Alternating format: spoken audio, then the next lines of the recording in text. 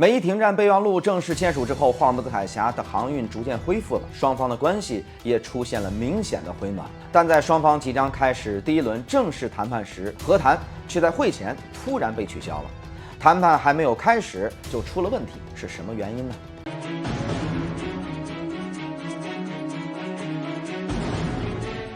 大家好，我是謝飛啊，歡迎來到今天的謝飛觀察。6月14號，美國宣布伊朗和美方達成停戰諒解備忘錄，雙方約定在60天之內完成所有的正式的協議談判。6月18號，這份包含了14條細則的備忘錄以線上的形式簽署並生效，那正式具有了法律效力。那其中條款涉及到霍爾木茲海峽通航安全伊朗的石油出口、美方制裁解除和伊朗核問題等等双方的一個主要的分歧。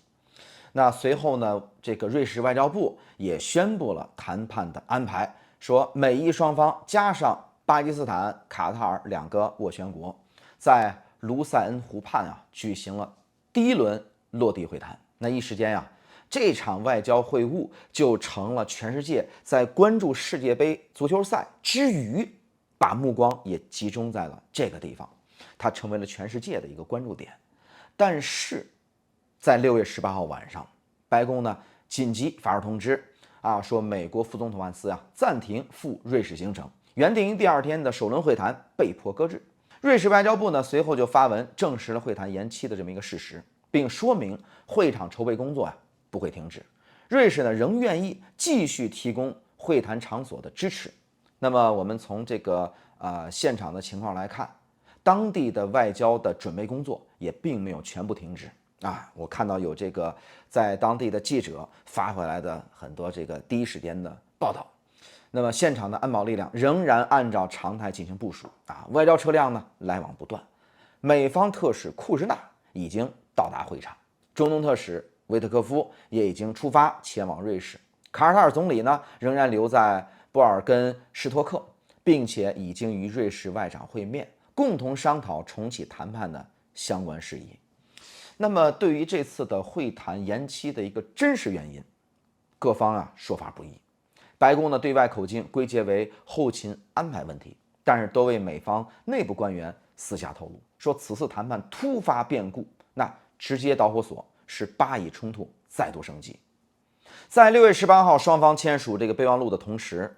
以色列軍方對黎巴嫩南部地區發動空襲，造成了當地的平民傷亡。那麼雖然雙方於6月19號達成了一個臨時停火協議，但是停火前後雙方的交火並沒有完全停止。真主黨的夜間反擊導致4名以色列士兵死亡。那以色列隨即進行了大規模的報復性的打擊。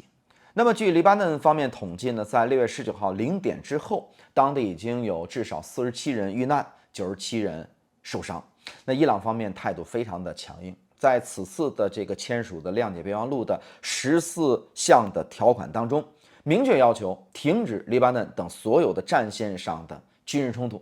但是以色列繼續這個進行軍事行動，已經違反了備忘錄的規定。那伊朗外長公開表示，要美國出面控制局勢徹底平息黎巴嫩戰線上的這個戰火。另外，巴基斯坦方面也給出了一個不同的說法，即會談推遲是因為伊斯蘭教歷1月到來的緣故。這個伊朗方面也補充說，由於備忘錄已經在線上生效，所以首輪高層的這個會談的緊迫性降低了一些。目前各方仍在就這個重啟談判的時間在進行着溝通到底是什麼原因這個各說各的，大家只能自己來判斷了。可以肯定的是即使以後的談判能夠重新開始，但是會談級別也會大大降低美國方面確認萬斯不會去瑞士，伊朗方面議長也沒有出行的計劃，主辦方已經開始撤退現場的隨行記者了，是吧？記者一撤就說明什麼呢？媒體對这件事不感興趣了。那麼之後美伊之間的溝通大概率會由高層會晤轉為技術團隊專項的磋商，雙方只會在比如說這個鈾濃縮的處理、制裁豁免等等具體事項上進行對接，並不會安排高层的這種面對面的會談。但是这個斡旋工作并沒有停止。6月21號巴土沙等这個斡旋國代表將在埃及召開一個專門的協調會，共同推動美伊談判回到正軌。那今年這個在3月底成立的巴土沙埃4國的協調機制，